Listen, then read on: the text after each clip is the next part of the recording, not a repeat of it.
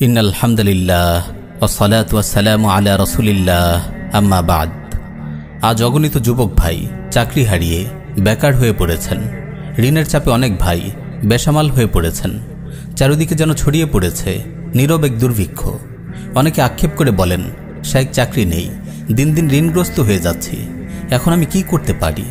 তাই আজ আমরা বেকার, ঋণগ্রস্ত, অর্থনৈতিক মন্দার শিকার মুসলিম যুবকদের জন্য 5টি গুরুত্বপূর্ণ পরামর্শ পেশ করব ইনশাআল্লাহ।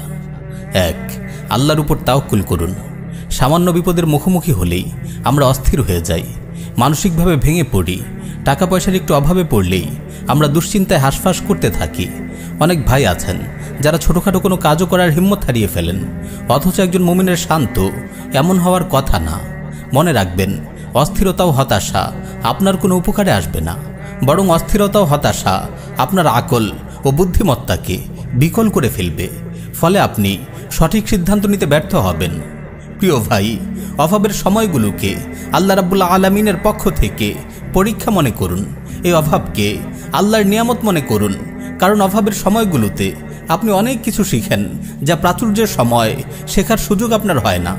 আপনি আপনার জীবন জীবিকার পথ ও পদ্ধতি নিয়ে নতুন নতুন চিন্তা করেন, ফলে আপনার ধৈর্য ও অভিজ্ঞতা দুটোই বৃদ্ধি পায়।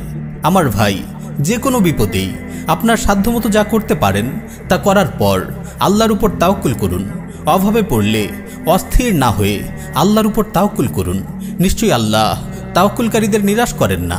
আল্লাহ রাব্বুল আলামিন ইরশাদ করেন, কুল লা ইউসিবানা ইল্লা মা কাতাবাল্লাহু লানা হুয়া মাওলানা ওয়া আলাল্লাহি ফালইয়াতাওয়াক্কালিল মুমিনুন। হে নবী, আপনি বলুন, আমাদের কিছুই হবে না, আল্লাহ যা লিখে রেখেছেন তা ব্যতীত। তিনি আমাদের রব, আর মুমিনদের উচিত আল্লাহর উপরই তাওয়াক্কুল করা।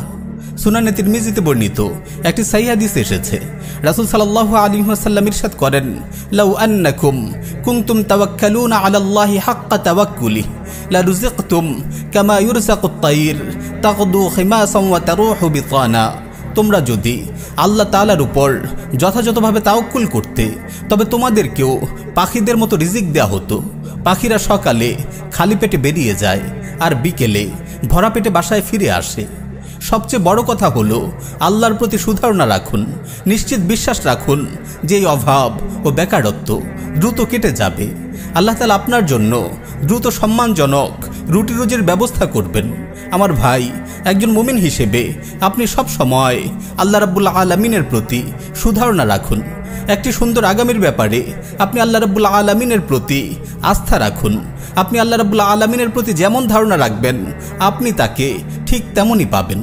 সহিহুল বুখারীতে এসেছে, আল্লাহ রাব্বুল আলামিন ইরশাদ করেন, আনা ইনদা যান্নি আবদি বি। আমার বান্দা আমার প্রতি যেমন ধারণা রাখে, আমি তার সাথে তেমনই আচরণ করি। 2. গুনাহ পরিত্যাগ করুন। এই পৃথিবীতে যত মুসিবত আসে সব আমাদের গুনাহ ও নাফরমানির কারণেই আসে। আমরা যে গুনাহ করি তার খানিকটা শাস্তি আল্লাহ দুনিয়াতেই দিয়ে দেন, যাতে আমরা সতর্ক হওয়ার সুযোগ পাই। আল্লাহ রাব্বুল আলামিন ইরশাদ করেন, যাহারাল ফাসাদু ফিল বাররি ওয়াল বাহর বিমা কাসাবাত আইদিন নাস লিউযীকাহুম বা'দাল্লাযী আমিলু লাআল্লাহুম ইয়ারজিউন। জলে স্থলে মানুষের কৃতকর্মের কারণে বিপর্যয় ছড়িয়ে পড়ে।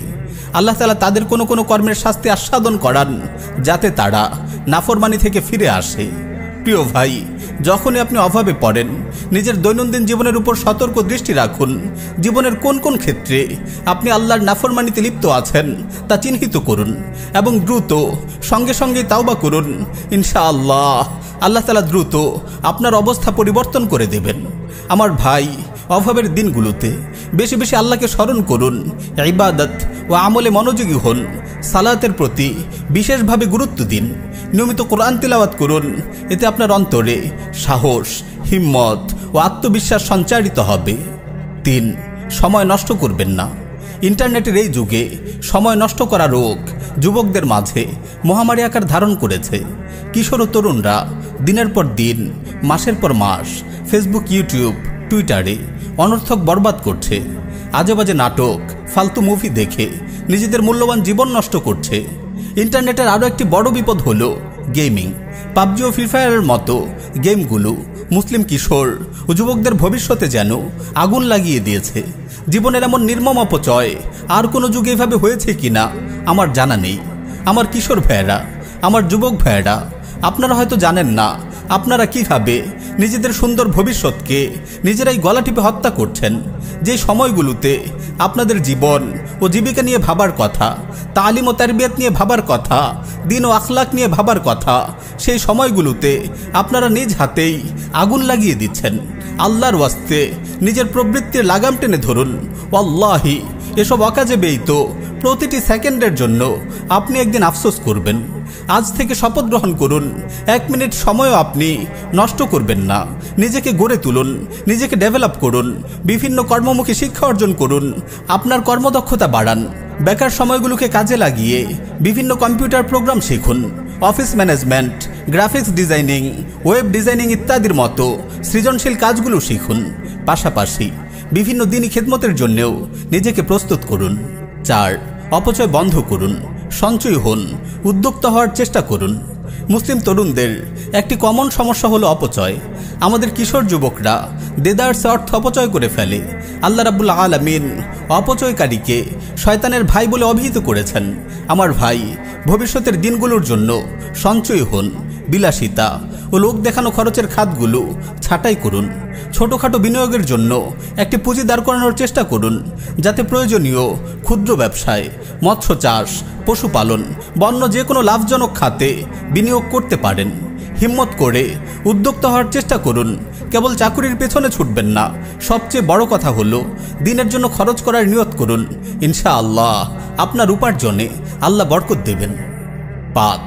বেশি বেশি দোয়া করুন। অভাব, বেকারত্ব ও ঋণের বোঝা যখন একজন মুমিনের উপর চেপে বসে, তখন তার মুক্তির সবচেয়ে বড় হাতিয়ার হয় দোয়া।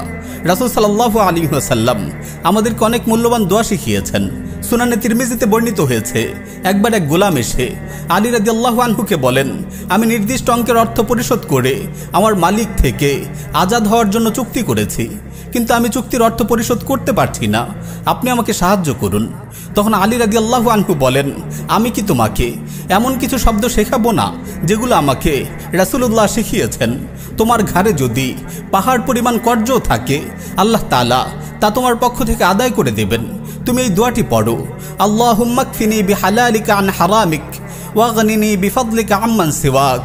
আল্লাহ, আমাকে হালাল দান করে হারাম থেকে অমুখাপেক্ষী করে দিন, এবং আপনার রহমতে আমাকে আপনি ছাড়া অন্য সবার থেকে অমুখাপেক্ষী করে দিন।